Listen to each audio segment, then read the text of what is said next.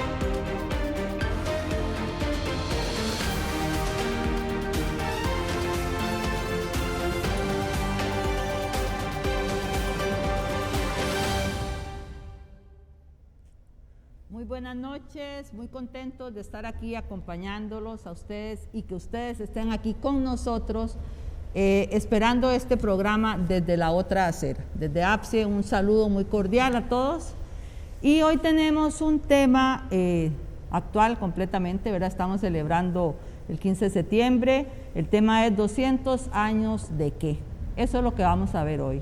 Y para eso tenemos invitados muy especiales a los cuales desde ya les damos las gracias porque nos están acompañando. Tenemos a doña Marielos Aguilar, ella es historiadora y está aquí con nosotros en el set. Bienvenida, doña Marielos. Gracias. A Patricia Vega Jiménez, ella es historiadora de la comunicación y profesora emérita de la UCR. A don Queens Lud Duncan, él es escritor. A don Pablo Sivas, líder del territorio Broran Terraba. Y a Karen Villanueva Fernández de la recuperación Saca Dúez Senaglo y a David Díaz Arias, él es historiador catedrático de la UCR. A todos ellos muchas gracias por su participación en este gran programa que tenemos hoy. Fernando.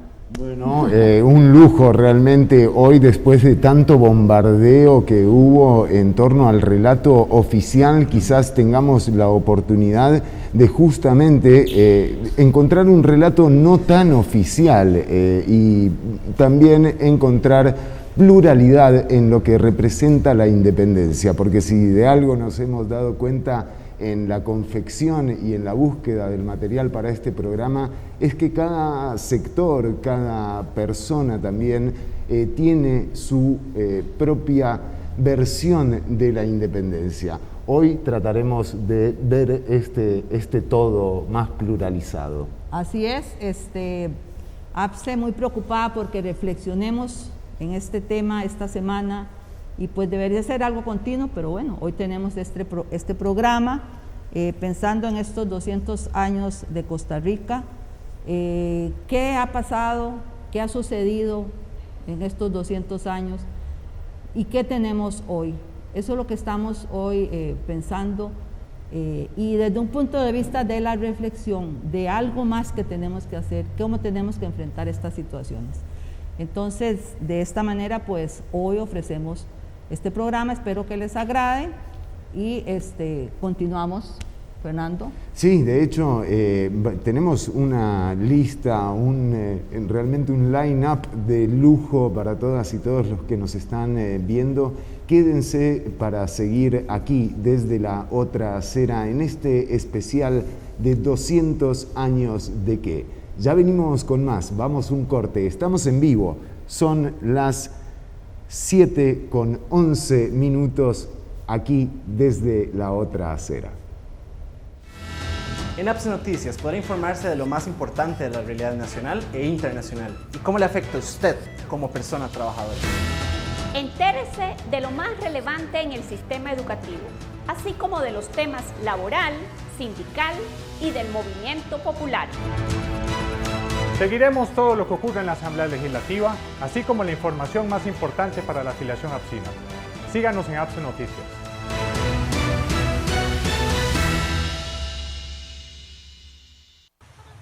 Les saluda Kat Ischel Estrellita Pérez desde Sierra Santa Cruz, territorio maya. Hoy les voy a declamar el siguiente poema titulado 200 años sin libertad. Hace 500 años nos invadieron en Abya Yala, Latinoamérica. Éramos 70 millones de personas y en los primeros 100 años fueron asesinados 65 millones de hermanos por el sistema imperialista formado por políticos, militares e iglesia romana. 200 años sin patria, 200 años sin libertad, 200 años que los Quechlanquink crearon un gobierno con una ideología extranjera, un gobierno paternalista, machista, discriminador, racista y con mucho poder para explotar a nuestras naciones. La libertad de nuestros pueblos fue violentada desde que nos impusieron una religión, un sistema de gobierno, un idioma, una cultura extranjera, un pensamiento antropocéntrico que nos aleja de la realidad de la vida y de nuestra cosmovisión. 200 años de despojos empezaron a repartirse las mejores tierras agrícolas y por no dejarnos nada, hasta los alemanes se les dio tierras para sembrar café. Y hace 100 años todavía se estaban repartiendo las tierras de las riberas del río Dulce. Y a pesar de eso, nos dicen invasores y además dicen que no tenemos derecho de posesión. 200 años de engaños. Hace 200 años se creó la educación gratuita en países desarrollados y luego en nuestros países. Desde entonces nos obligan a celebrar el 15 de septiembre y mientras nos sigan engañando, los sistemas educativos como lo son la escuela, la radio, la televisión y la iglesia, no hay libertad, no hay bicentenario y no hay nada que celebrar. Chahbesh, gracias. Bueno, impresionante el poder del mensaje de Kat Ischel Estrellita Pérez. Hoy también vamos a ver un poco de estos, digamos, posiciones en torno a lo que representa la independencia, sin dejar de lado que, por supuesto, es un evento que representa parte de la soberanía, pero también tomando en cuenta que hay mucha independencia que ejercer de aquí en más. Para enterarnos más de cómo fue que llegó en 1821 el acta, nos acompaña el historiador catedrático de la Escuela de Historia de la Universidad de Costa Rica, David Díaz Arias. Bienvenido a Desde la Otra Acera. La independencia en América Latina, los movimientos de independencia habían empezado con la Revolución de Haití en 1802, pero que en el continente, en tierra firme, como le decían, habían empezado en el sur con los movimientos de Bolívar y San Martín, y en México también a partir de 1810. Bueno, 11 años después, México se ha independizado, y México considera que esta parte del Reino de Guatemala, todo lo que luego es Centroamérica, es parte de su zona de influencia. Y por tanto, prácticamente es por eso que México envía una carta a Gabino Gainza en Guatemala y le dice: vea, señor, lo invitamos a declarar la independencia. En caso de que no lo haga, nosotros tendríamos que intervenir para que lo haga. Prácticamente es una amenaza y las autoridades de Guatemala, con mucho miedo, como se puede leer en esa acta del 15 de septiembre, declaran la independencia y le comunican a las demás partes del reino, a estas intendencias, que la cabeza se ha independizado y que lo correcto sería que siguieran el camino. En ese sentido, lo que hacen todos los países de América Latina cuando se independizan es las cabezas coloniales plantear esa idea de crear una constitución federal y que las demás que eran parte de esa cabeza se integren en la constitución federal. Costa Rica discute primero entre 1821 y 1823, a veces acaloradamente, si será parte del imperio de Iturbide en México. Claro. Porque, como decíamos, México invita a Guatemala a la independencia y luego prácticamente le dice, bueno, usted es parte integrante de este proceso. Y, por ejemplo, El Salvador, que no quería formar parte del imperio mexicano, El Salvador es invadido por tropas mexicanas a inicios de 1823 para someterlo al imperio mexicano. Costa Rica tiene esa duda porque Costa Rica, como estaba más hacia el sur, los comerciantes de San José tenían más vínculos con Panamá que con Guatemala. Y en ese periodo, entre el 21 y el 23, están siempre discutiendo qué van a hacer. Y hay divisiones con respecto a eso, de si se unen a Iturbide o bien si se unen al proyecto de la Gran Colombia de Bolívar en el sur, o bien si era correcto eso de formar una federación. Los antecesores nuestros tatarabuelos, no pensaban que esto iba a ser un país, pensaban en términos de su mentalidad de antes, que era parte de un reino más grande, parte de una corona española. Ellos pensaban, bueno, somos josefinos, heredianos, cartagineses, somos parte de la provincia de Costa Rica, pero tenemos que ser parte de algo porque es un lugar pequeñísimo y está a merced de otros poderes grandes si no se une a algo más. Entonces, en ese primer momento, la federación era casi que naturalmente el siguiente paso. Queda claro que sin quererla ni tampoco temerla llega la independencia a Costa Rica y también está claro que dentro del relato oficial algo de lo que nunca nos enteramos fue cómo llegó, por ejemplo, el acta de independencia al Caribe, una zona que además resultó ser una de las más combativas durante el proceso de colonia contra los españoles. Para hablar de este tema, tenemos el placer de contar con nosotras y nosotros hoy a Quince Duncan, escritor afrocostarricense, y es un lujo tenerlo acá con toda la audiencia y por supuesto con el panel de lujo que nos acompaña, don Quince. Limón no existía. Limón era una parte de la provincia de Cartago, el distrito de Matina. Esa era la situación, de tal manera que nadie en Limón se enteró. Lo que teníamos ahí eran poblaciones indígenas, precisamente la única población que había resistido totalmente a los españoles. Los españoles en realidad nunca pudieron someter a la población indígena de Talamanca. Digamos, básicamente estamos hablando de los bribris y cabécar.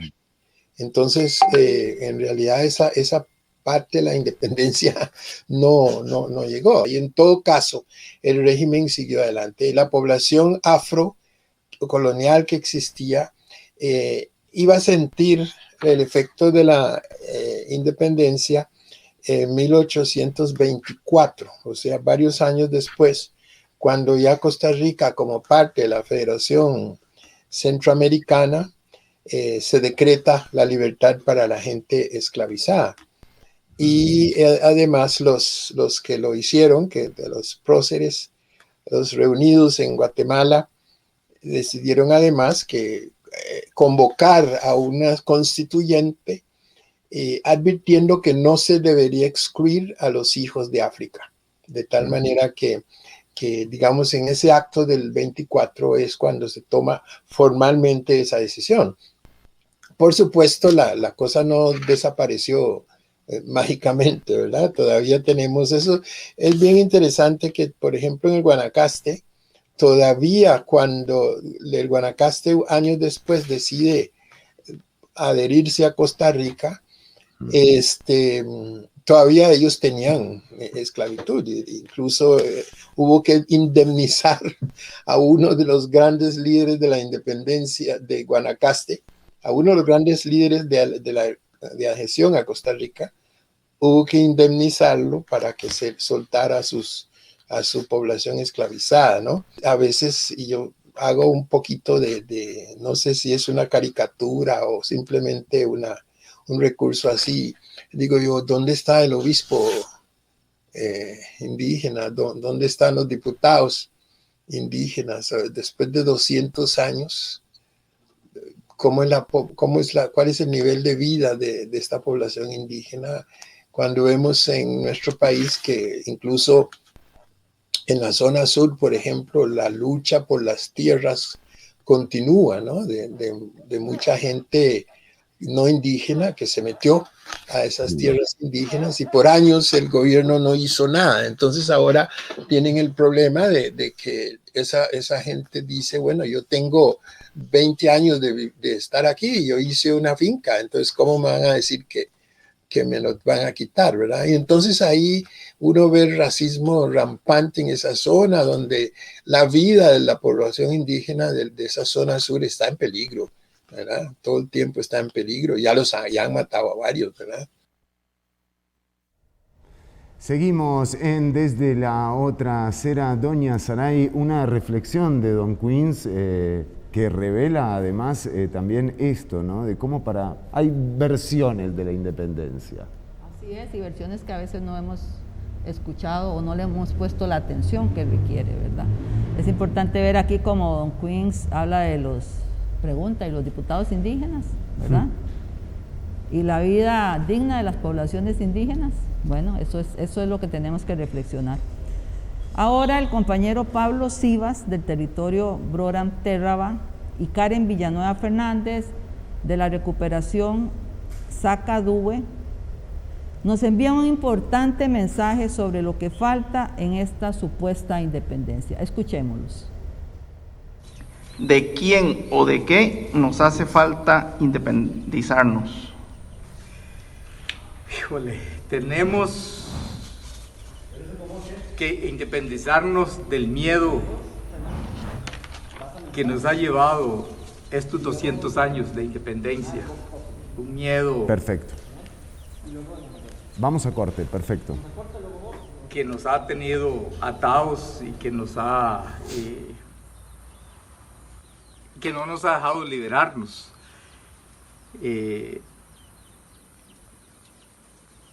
Y que el Estado siempre nos ha mantenido oprimido y ocultados y olvidados. Entonces tenemos que independizarnos del miedo que tenemos y de esa atadura que nos tienen los estados de invisibilización que nos han hecho. ¿Cómo serían para los pueblos indígenas una verdadera independencia? Una verdadera independencia que el Estado cumpla la estructura legales que tiene este país sobre los derechos de los pueblos indígenas, que respete la espiritualidad, la autonomía, la cosmovisión, la cultura y que no se genere violencia en nuestros pueblos. Es lamentable ver que a pesar del tiempo no podamos celebrar completamente una independencia, un bicentenario, ya que los pueblos originarios seguimos sintiendo los mismos saqueos, los mismos despojos que en aquellos tiempos. Todavía en los años que vivimos, el 2021, suceden acciones que replican y repiten las acciones anteriores de la llegada de los españoles. Para nosotros, como pueblos originarios, sentimos que no tenemos nada que celebrar. Así como los pueblos originarios y los territorios que les pertenecen han sido también marginados del relato oficial de este bicentenario, más adelante, aquí en Desde la Otra Acera, vamos a charlar sobre la participación de las organizaciones sociales dentro de este proceso de independencia y vamos a enterarnos qué es lo que opina la gente en la calle. En un ratito nada más, nos separamos unos minutos, quédate que estamos en vivo. Yo hago mis consultas con Cajatel. Realice las consultas que necesite en nuestro sistema automatizado. Solicite su clave de acceso en nuestro servicio al accionista al 2523-4949 en servicioalaccionista@cajadeande.fi.cr o aproximándose a nuestra oficina digital. Caja de Ande. Recordá que podés acceder al material de las entrevistas completas que hay en cada uno de los episodios de Desde la Otra Acera a través de Spotify.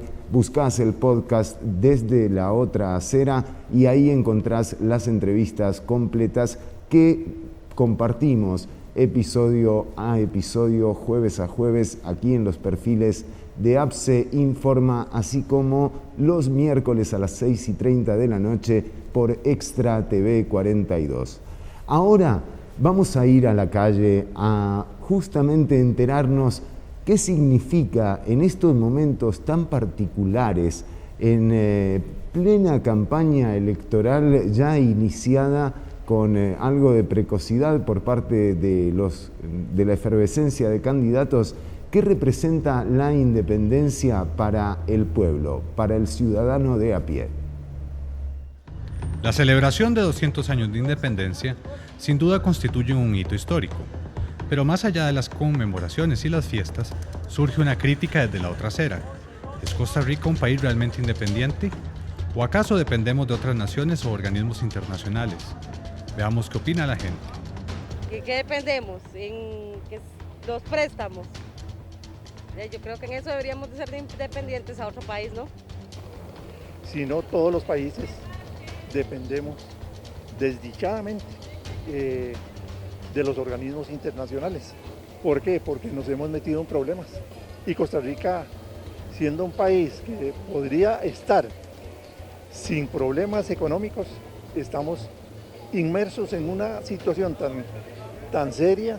El Fondo Monetario, en parte, para mí es lo principal, ¿verdad? Para evitar esa estafa que se hace el Estado.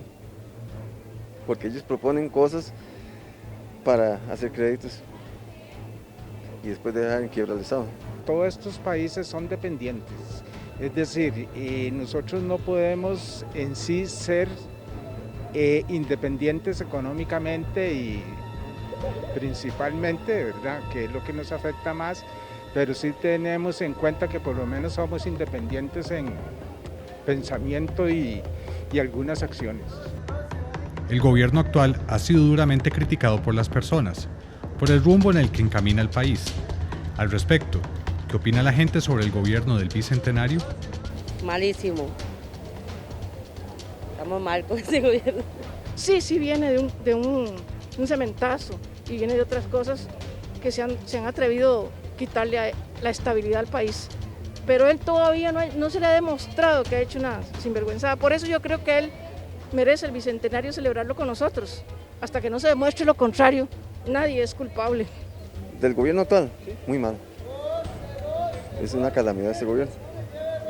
No tiene ideas, no tiene nada. Bueno, pues mira, en ese sentido mejor me reservo la pregunta, ¿verdad? Pero la opinión no sería muy buena. Ahora bien, ¿cuál es el mensaje de las personas para la clase política de nuestro país? Escuchemos la opinión de la gente.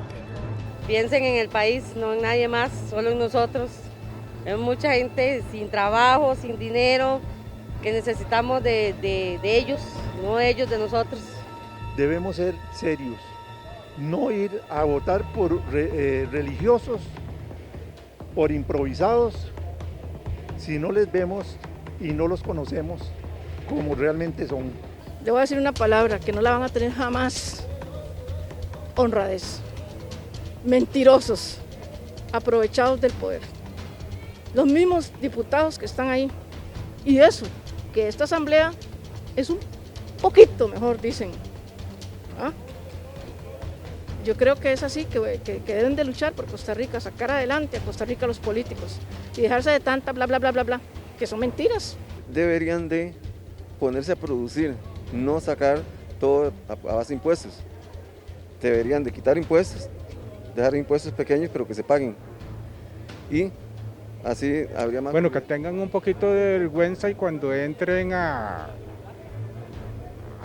ya estar en el poder, de que se acuerden de que fue el pueblo que los eligió y para eso se supone que votamos, ¿verdad? El problema es que la gente llega al poder solo a ver cómo se beneficia propiamente. Sin duda alguna, el país que fue fundado hace 200 años no se parece en nada al actual, pero al menos hoy vivimos las consecuencias de quienes tomaron decisiones valientes en su momento. La gran duda es, ¿hacia dónde queremos que vaya Costa Rica? Ojalá la celebración del Bicentenario de la Independencia sirva para que encontremos una respuesta en común para esta pregunta, no solo por nuestro bienestar, sino el de las futuras generaciones.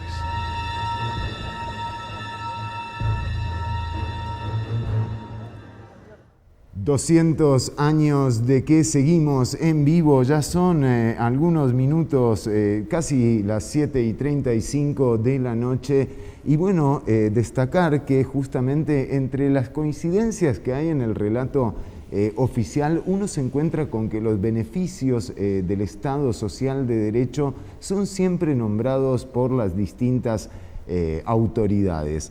Ahora, son nombrados como si hubiesen sido espontáneos, pero lo cierto es que fue la necesidad la que organizó a la gente para forzar a las clases políticas a que tomaran decisiones para mejorar su calidad de vida.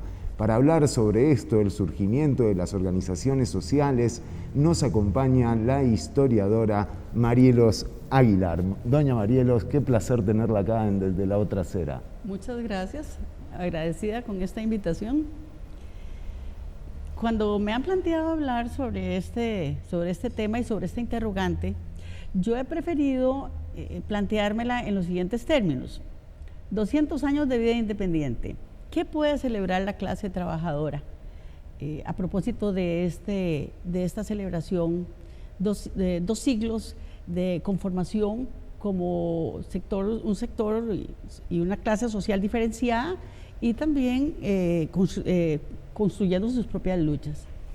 Bueno, en primer lugar, habría que, si queremos enfocarnos en la evolución, el desarrollo y el aporte de la clase trabajadora costarricense en estos 200 años de vida independiente, habría que señalar en primer lugar que de la colonia heredamos una sociedad estratificada, una sociedad que tenía su núcleo de poder dominante y que a la vez tenía sectores sociales marginales o subordinados, entre los cuales prevalecían fundamentalmente los campesinos, ya fueran de origen propiamente ladino o indígena, pero este fue un sector que se mantuvo muy al margen en aquel momento.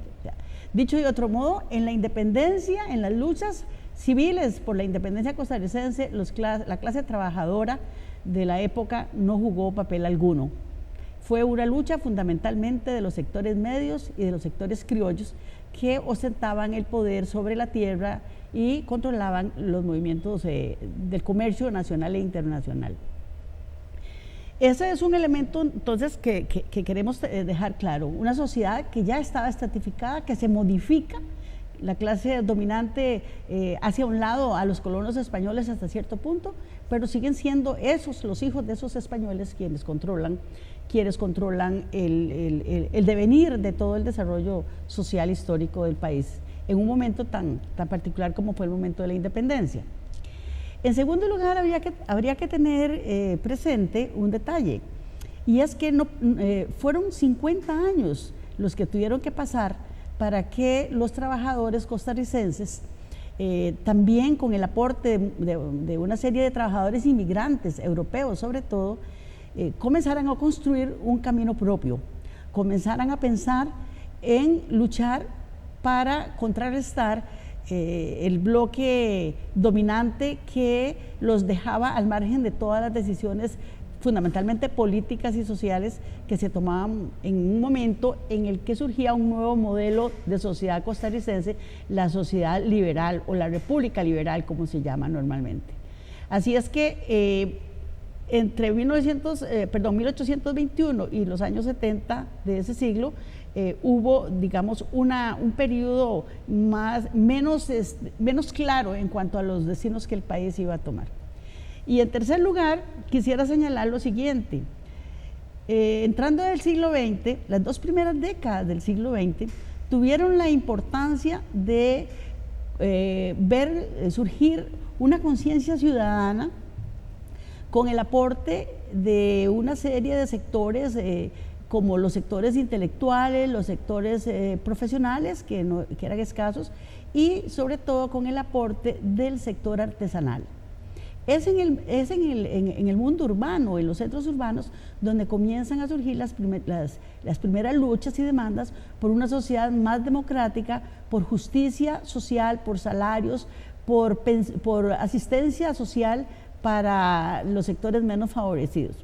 De esa manera, entonces, es importante tener presente que las primeras décadas del siglo XX fueron fundamentales porque se convirtieron en el sustrato de esa conciencia ciudadana que llegó inclusive en 1919 a permitirse derrocar una dictadura sangrienta, una dictadura como muchas otras que prevalecieron en América Latina a lo largo del siglo XIX y siglo XX, la dictadura de los hermanos Tinoco, y que ya sabemos el papel fundamental que jugaron en aquella época sindicatos, gremios artesanales, pero sobre todo los maestros y maestras con el mundo y con toda la participación estudiantil. Así es que entonces es muy importante detenerse en esos 2 años, porque, en esas 2 décadas, porque es ahí donde se fundamenta, donde se construye la posibilidad real de pensar en una sociedad más justa y más solidaria. Es una época en la que las ansias de democracia despiertan efectivamente y comienzan a hacerse algunas prácticas, algunas incursiones en la creación de organizaciones autónomas, incluso desde el punto de vista político.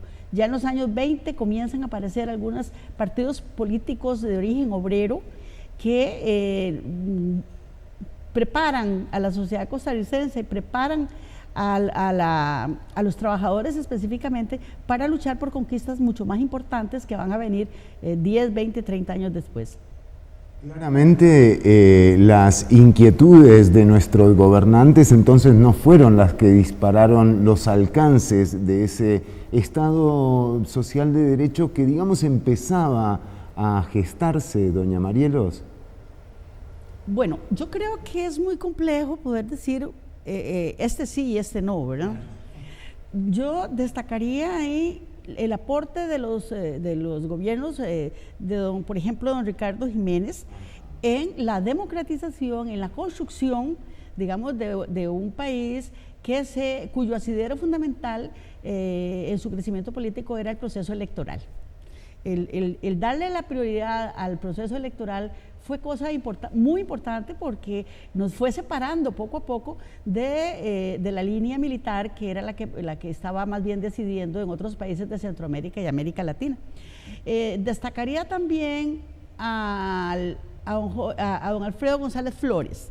Don Alfredo González Flores, diríamos que fue el gran antecedente, ¿verdad?, el visionario más destacado en cuanto a las reformas sociales que Costa Rica iba a necesitar.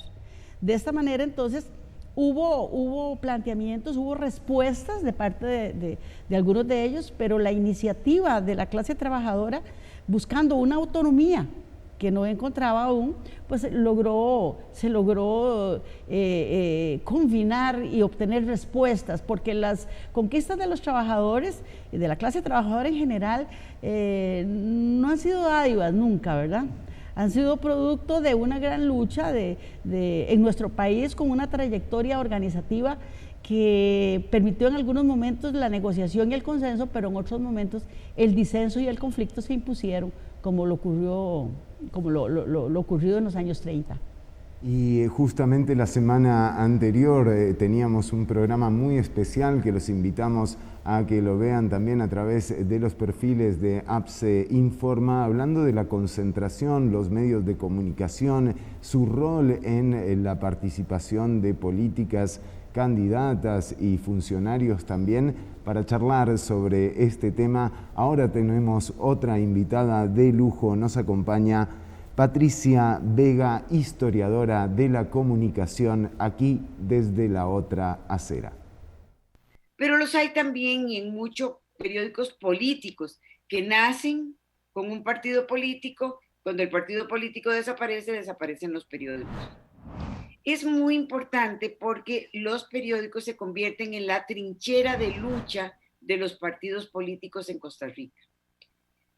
Y todos los posibles candidatos que se preciaban de ser candidatos tenían que tener su propio periódico.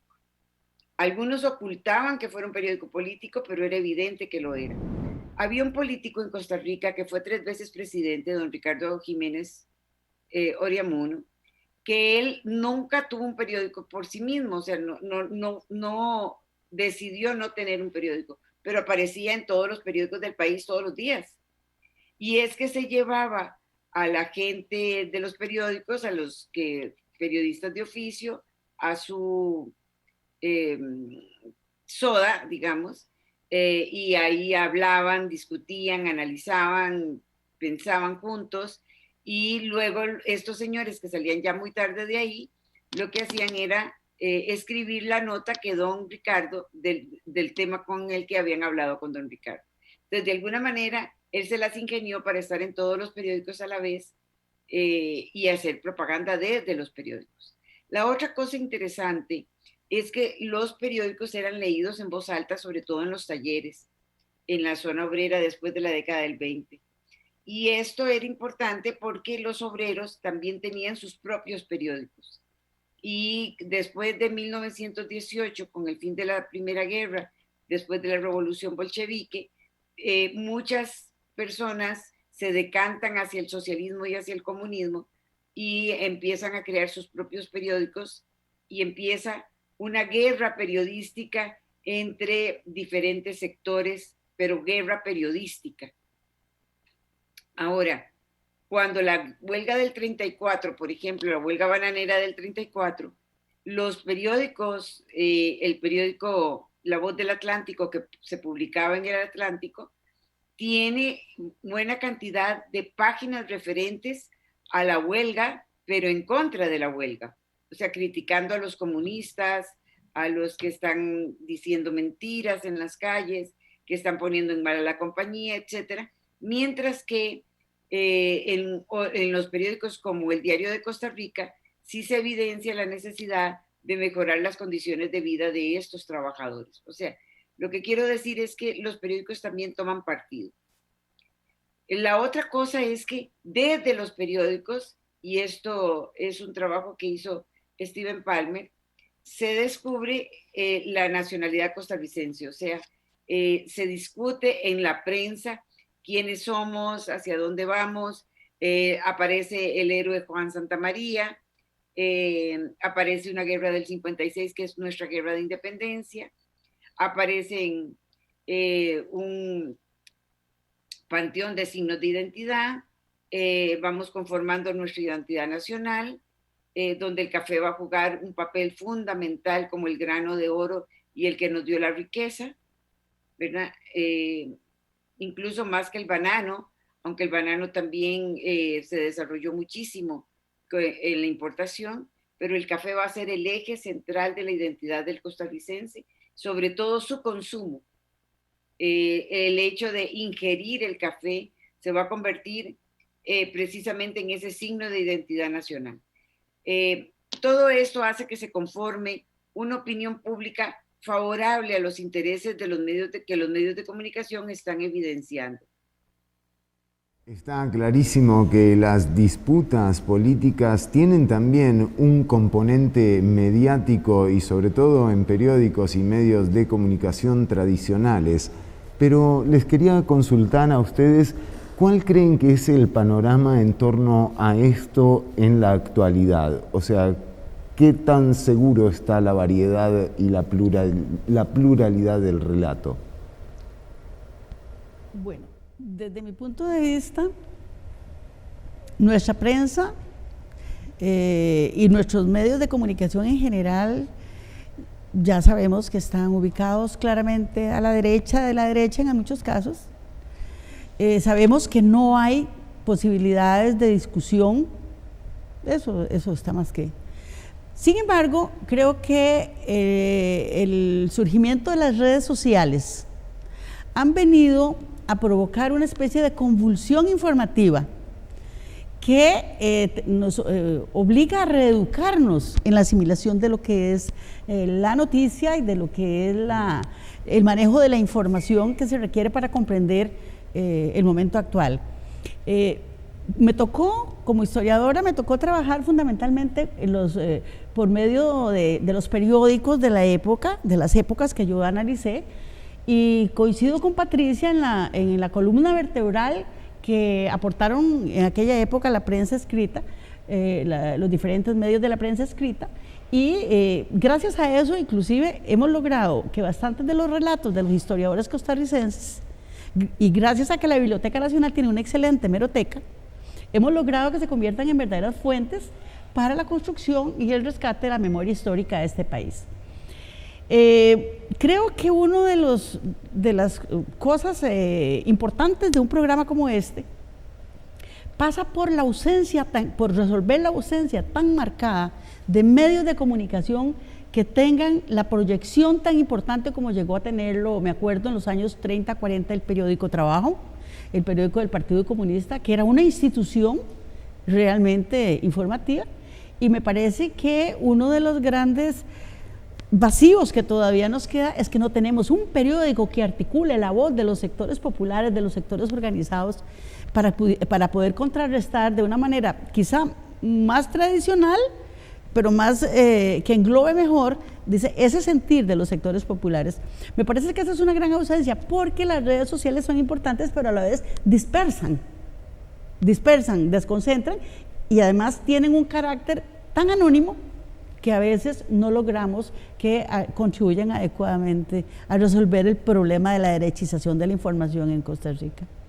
Bueno, y mientras no haya acceso además a este espectro radioeléctrico que justamente garantiza la cobertura nacional y sin discriminar a aquellos que tengan internet de quienes no lo tengan o no puedan acceder, parece clave en el futuro, doña Saray. Sí, bueno, efectivamente, esta experiencia que estamos teniendo aquí en la APSE es parte de esos procesos, ¿verdad? Sabemos que la importancia que tiene, lo que nos decía doña Marielos, quién, en dónde hay un espacio que nos deje escuchar no solo la voz de las derechas de este país, sino los demás, los de la acera del frente, como decimos nosotros. No olvidemos que además ese relato se va robusteciendo conforme pasan los años, ya a tal punto que en la transmisión oficial del Bicentenario ni siquiera el Sistema Nacional de Radio y Televisión pudo transmitir a través de su antena plural, diversa y con cobertura nacional. Nosotros nos separamos unos minutos, pero todavía tenemos más programa por delante. Quédate aquí desde la otra acera. Su dinero siempre disponible con la mayor seguridad. Tramite la tarjeta de débito con mayores beneficios para usted. Y al hacerlo, puede ser el ganador de 200,000 colones. Nuestras tarjetas le premian. Sus tarjetas de Caja de Ande pueden darle grandes premios. Caja de Ande. Estamos llegando al cierre del programa, pero no te pierdas la recta final de este proceso dinámico de independencia que todavía hoy por hoy podemos ejercer, no solo celebrar. Nos acompaña la historiadora Marielos Aguilar para contarnos cómo fue ese momento luego de que aquel Olimpo de intelectuales incorporado a las decisiones nacionales al final de 1800 empiezan a justamente diseñar este Estado social de derecho que tenemos hoy. ¿Cómo fue esa primera mitad del siglo pasado? Bueno, habíamos señalado ya la importancia que significó el hito de la derrota de la dictadura de Tinoco, claro, de los Tinoco, y a partir de ese momento, con una serie de elementos más que se conjugan, se va construyendo ya una identidad política mucho más definida, mucho más clara, no solo porque los trabajadores logran acceder con sectores medios y grupos de pensamiento socialista y progresista, comienzan a experimentar la construcción de sus propios partidos políticos. En esto el Partido Reformista de los años 20 fue muy importante, sino que además comienza ya a forjarse una cierta autonomía ideológica hasta el punto de llegar a darle cabida tanto a las ideas socialistas, socialcristianas, como al proyecto marxista y particularmente al proyecto marxista-leninista, que fue el que le dio vida y el que le dio razón histórica de ser al Partido Comunista de Costa Rica, que se crea en el año 31. Esto marca un momento de polarización. O sea, en este momento comienza la agonía del Estado liberal, comienza la agonía de la sociedad creada al calor de la producción cafetalera y controlada por la oligarquía cafetalera, y de esta manera los años 30 y 40 son años de una gran movilización y de un incremento en la conciencia social, especialmente de los sectores, como señalo, laborales, y también de los sectores con vocación democrática, profesionales, sectores medios de las zonas urbanas, etc. Los años 40 son vitales si se quiere entender cuál fue la Costa Rica que tuvimos antes y después de esa década. Como vemos, las conquistas sociales son todo un proceso, son un proceso de lucha. Se avanza, se retrocede, se avanza, se retrocede, pero experiencias como fue, por ejemplo, la huelga bananera de 1934, le dio una dimensión nacional a las aspiraciones de justicia social. Junto a los bananeros en aquel momento luchaban otros sectores urbanos, zapateros, bananeros, tipógrafos y, muy importante, los maestros, que ya venían jugando un papel muy importante porque inclusive tenían líderes de la talla de Carmen Lira, de Carlos Luis Sáenz, etc. Los años 40 entonces son una especie de laboratorio social que hay que repasar con cuidado para comprender realmente en este momento por qué este bicentenario carece de una serie de elementos que ha ido perdiendo con el tiempo el proceso histórico nacional. De esta manera, entonces, los años 40 que nos permiten conquistar las garantías sociales, el Código de Trabajo, la creación de la Universidad de Costa Rica, la creación de la Caja del Seguro Social, el sistema de casas baratas, que luego se convierte en los proyectos de dotación de la vivienda a los sectores más humildes. Todo esto, sabemos, no vamos a detenernos porque no es esta la oportunidad más adecuada, todo esto sufre una conmoción con la Guerra Civil de 1948. Ya para entonces había una proyección progresista de la sociedad costarricense que se había diversificado ideológicamente. Ya no eran solamente los partidos liberales y a la par de ello el Partido Comunista, sino que surgen ya los primeros cimientos de lo que fue la socialdemocracia costarricense, que le da sentido histórico al modelo en la segunda mitad del siglo XX.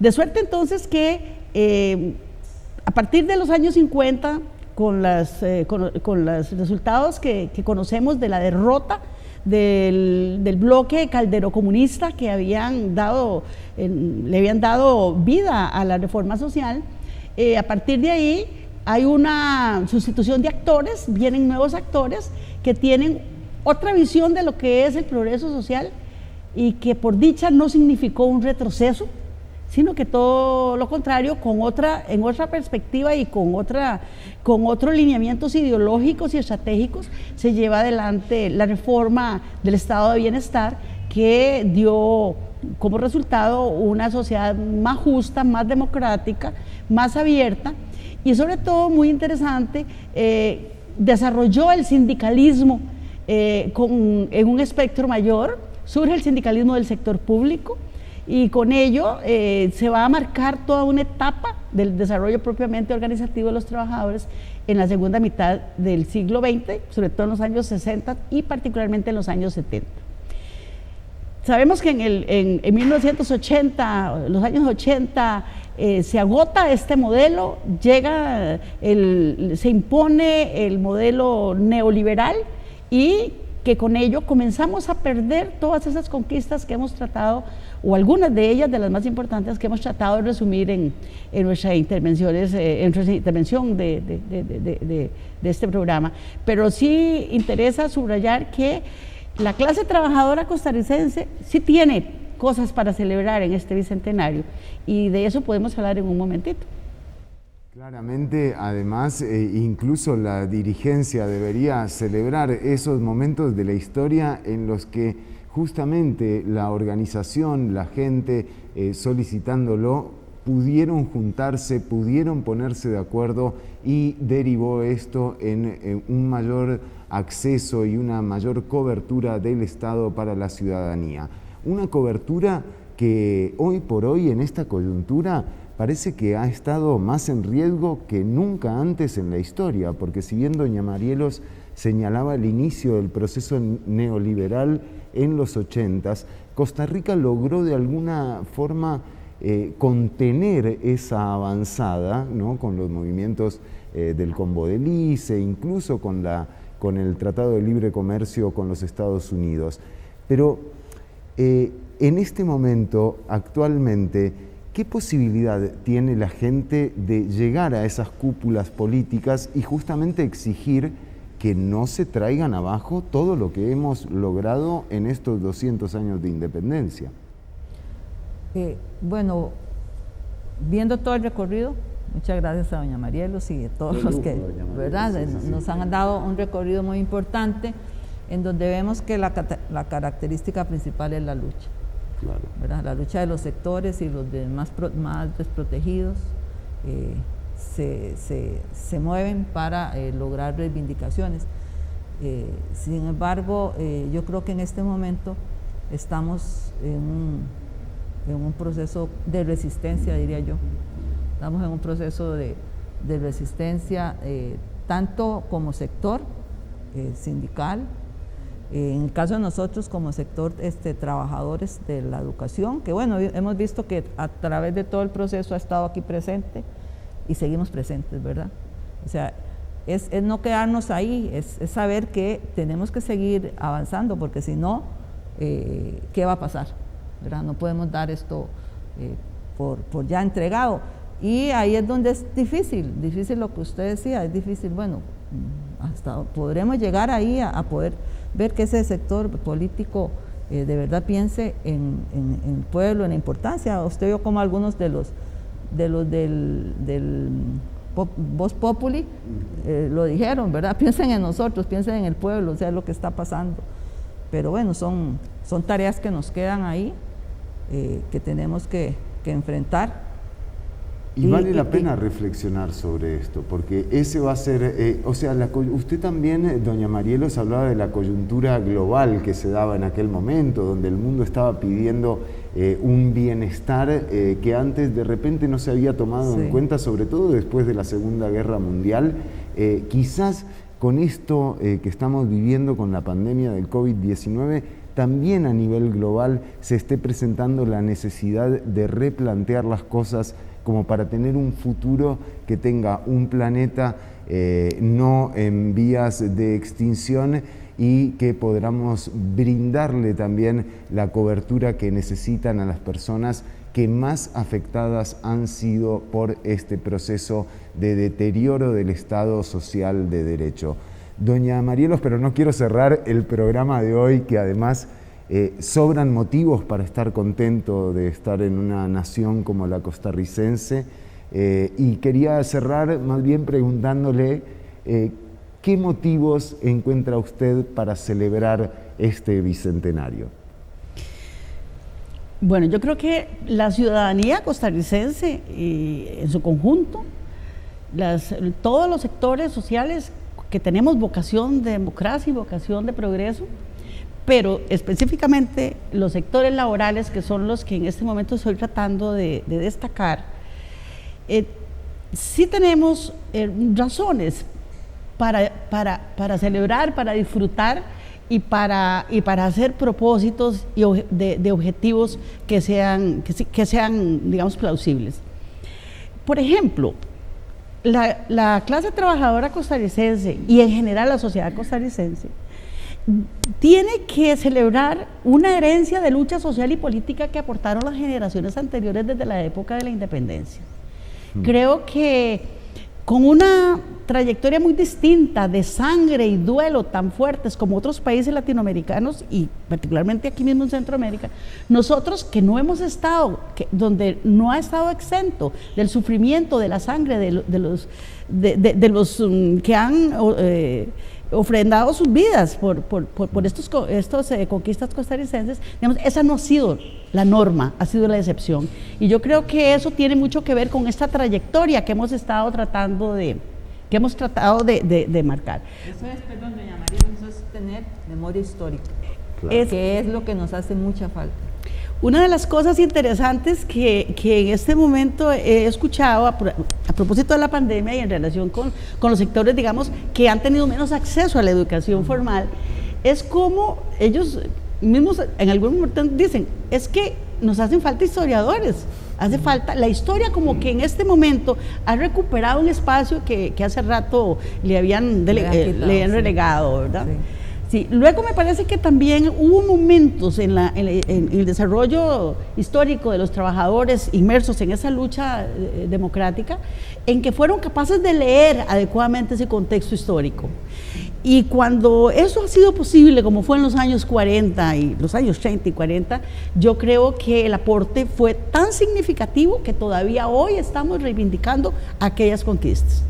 De manera que entonces la memoria histórica de los trabajadores aportó de una manera tan importante que tenemos que recordar y retraer aquellos logros para que nos den un poco fuerza y aliento y saber que eso es posible llevarlo adelante.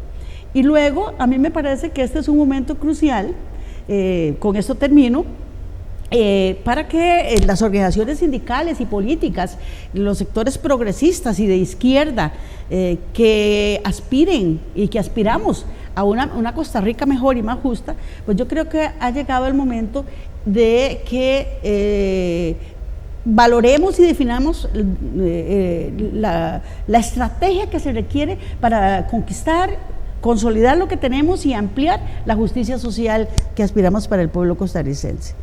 Bueno, incluso los logros alcanzados por Costa Rica, como bien lo decía usted, doña Marielos, aguantan incluso decisiones de un gobierno como este que parece ir en contra de justamente todos los alcances de ese Estado social y de esa cobertura universal de la que nos hemos jactado durante muchísimo tiempo y todavía podremos seguir haciéndolo si es que así nos lo proponemos ustedes desde sus lugares, desde sus propias trincheras o sus lugares de lucha, por supuesto, enfrentando y modificando y dinamizando cada vez más la independencia. Doña Saray, un placer, la verdad, un programa lleno de voces. Y nada más como para cerrar, importante, toda esta reflexión que hicimos, todo esto en poco tiempo, ¿verdad? Recordar todo ese camino que hemos recorrido, pero que nos falta. Y entonces, eso es la reflexión que queríamos para esta noche, es seguir adelante, es tener esperanza, es confiar en que las cosas se pueden hacer y se pueden mejorar. ¿En qué condiciones? Bueno, como decía doña Mariela, es lo que tenemos que ver, en qué estrategias tenemos que trabajar. Pero es un llamado en este momento a todos los apsinos que tenemos que confiar y seguir adelante como sindicato de educadores, seguir adelante en estas luchas que tienen recompensas en algunos momentos, en otras no, pero no desfallecer. Este país es un país de luchas constantes. Y Costa Rica ya sabe, ¿eh? Quisiera solamente Sí, decir por una supuesto, última doña cosa. Marielo. Cuando los empleados públicos, los sectores medios y también las clases trabajadoras se han convertido en el enemigo principal desde el punto de vista formal en el discurso del partido y del gobierno de Carlos Alvarado, yo creo que en esa medida en que nos han declarado enemigos a los que nos jubilamos, a los que trabajan en las aulas, a los que trabajan en la oficina, etcétera, en la medida en que ellos se han equivocado de enemigo, yo creo que nosotros tenemos que reflexionar para ubicar nosotros de la mejor manera cuáles son los adversarios que impiden que este país sea más justo, más democrático, que volvamos, digamos, a una etapa de más esperanza y de más positivismo y de más ganas de vivir en este país. Vamos a darle mensajes a la gente que nos ha acompañado durante toda la transmisión. Hoy hemos estado en vivo, miren, ya nos pasamos, son las 8 de la noche, casi con 10 minutos. Los salvamos de los noticieros tradicionales, así que es un placer para nosotros lograr esto cuando se da. Pero queríamos saludar a Silvia Rovira, a María Isabel, a Steven, a Marielo Méndez, a Katia María, a Ariel Quirós, a Bernardita, a Abigail, a Marta López, a Marjorie Benavides, a Uriel, a todas y todos los que han estado pendientes del otro lado de la pantalla. Recordarles que desde la otra acera se emite los miércoles a las 6:30 a través de Extra TV 42 y todos los jueves a las 7 de la noche por los perfiles de APSE Informa. Ha sido un placer estar tan bien acompañado aquí en el set y también le agradecemos el tiempo a nuestras invitadas e invitados que enriquecieron el contenido de este relato no oficial 200 años de qué. Hasta la próxima.